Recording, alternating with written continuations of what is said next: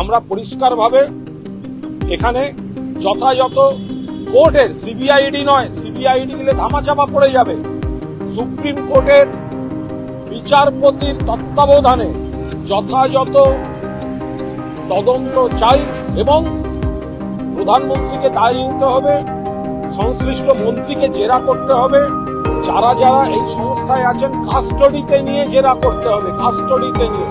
পেছনে প্রভাবশালী মাথা আছে, হেড়ে ইঁদুর আছে, এদের সব ধরে আনতে হবে। হাজার হাজার কোটি টাকার দুর্নীতি আছে বলে শোনা যাচ্ছে, সেটা তদন্ত করতে হবে, প্রভাবশালীদের গ্রেফতার করতে হবে। পিছনে বড় মাথা কারা, বড় মাথা খুঁজে বার করতে হবে। পেছনে কোনো ধেড়ে ইঁদুর আছে, ধরে আনতে হবে। সর্বভারতীয় এই যে পরীক্ষা, পেছনে কোনো ধেড়ে ইঁদুর আছে, ধরে আনতে হবে। বড় মাথা, প্রভাবশালী মন্ত্রী জেরার মুখে আনতে হবে। দেশের এতগুলি হাজার হাজার লক্ষাধিক ছাত্রছাত্রীর স্বপ্নকে বিঘ্নিত করে যারা পরীক্ষা কেলেঙ্কারি করেছেন, সেই দায় প্রধানমন্ত্রীকে নিতে হবে। ফলে আমরা পরিষ্কারভাবে এখানে যথাযথ কোর্টের, সিবিআইডি নয়, সিবিআইডি দিলে ধামাচাপা পড়ে যাবে, সুপ্রিম কোর্টের বিচারপতির তত্ত্বাবধানে যথাযথ তদন্ত চাই এবং প্রধানমন্ত্রীকে দায় নিতে হবে, সংশ্লিষ্ট মন্ত্রীকে জেরা করতে হবে, যারা যারা এই সংস্থায় আছেন কাস্টডিতে নিয়ে জেরা করতে হবে, কাস্টডিতে নিয়ে। পেছনে প্রভাবশালী মাথা আছে, হেড়ে ইঁদুর আছে, এদের সব ধরে আনতে হবে। এই পরীক্ষা একসময় রাজ্য জয়েন্ট এন্ট্রান্স বোর্ডগুলোও নিতে পারতো, ডাক্তারির প্রবেশিকা। একসময় দেখা গেল কেন্দ্রীয় সরকার পুরোটা নিরঙ্কুশভাবে হাতে নিয়ে নিল।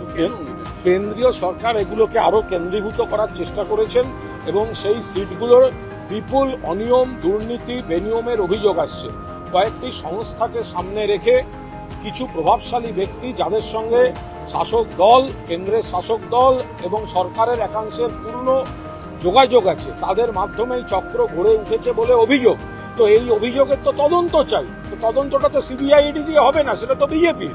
তাই সুপ্রিম কোর্টের বিচারপতির তত্ত্বাবধানে যথাযথ তদন্ত চাই এবং এদেরকে কাস্টডিতে নিয়ে অবিলম্বে একেবারে লাইন দিয়ে এই বোর্ডটায় বা এই নিয়ন্ত্রক সংস্থায়, যে পরীক্ষা নিয়ন্ত্রক সংস্থায় তাদের যারা কর্তারা আছে, এখনো তারা বাইরে ঘুরছে কেন, কেন অ্যারেস্ট হয়নি? কাস্টডিতে নিতে হবে। তো তার পেছনে মাথা কারা, আসল মাথা, ধেড়ে ইঁদুর, এদের তো সব অ্যারেস্ট করতে হবে। নিটের ফল প্রকাশের দিনও সন্দেহজনক, 14 তারিখে হওয়ার কথা। ওরা তারা জানতেন যে এখানে একটা বড় কেলেঙ্কারি আছে, যাতে লোকের নজরে প্রচার থেকে এড়িয়ে যায়। সেই কারণে লোকসভা ভোটের ফল প্রকাশের দিন যখন নজরটা সবার ওই দিকে থাকবে, চুপি চুপি চুপি চুপি চুপি চুপি ফল ঘোষণা করে ওটাকে ধামাচাপা দেওয়ার চেষ্টা করেছিল এই চক্র। সব থেকে শিরোনামে এসেছিলেন যিনি, অভিজিৎ গঙ্গোপাধ্যায়, এখন বিজেপির সাংসদ। ওনাকে কি আপনি কিছু বার্তা দেবেন যে এই নিয়োগ দুর্নীতি নিয়ে উনি কি কিছু, ওনার ভূমিকা কি চান? এই যে কেন্দ্রীয় সরকারের নিয়োগ দুর্নীতি, এটা সম্পূর্ণভাবে এবার আমরা তো দেখব যে যারা যারা নিয়োগ দুর্নীতি নিয়ে অনেকে অনেক রকম কথা অতীতে বলছিলেন, তাদের এখন বিবেক কি বলছে সেগুলো তো আমরা সব দেখব।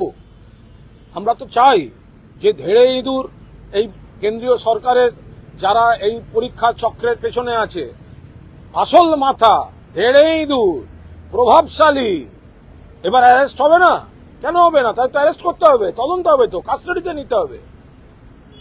আমি আশা করি তমলুকের সাংসদও কেন্দ্রের এই পরীক্ষা দুর্নীতির বিরুদ্ধে এই প্রভাবশালীদের গ্রেফতার, ধেড়ে ইঁদুর ধরে আনা, সংশ্লিষ্ট সকলকে কাস্টডি দিয়ে জেলা করা এবং কাউকে কাউকে সন্ধ্যে 7টা বিকেল 5টার মধ্যে গ্রেফতার করা, এগুলোর এই দাবিতে সমানভাবে সরব হবেন বলে আশা করি।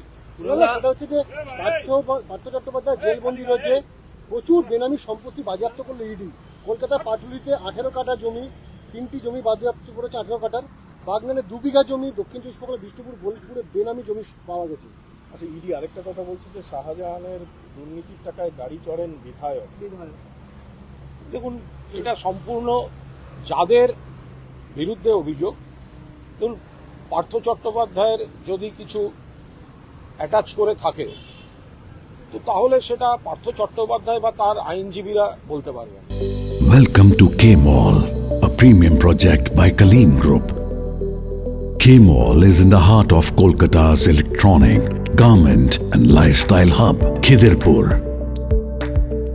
K-Mall, which is designed as a world-class mall, is the outcome of endless effort of our experts, combined with modern superb techniques and new age design. Book now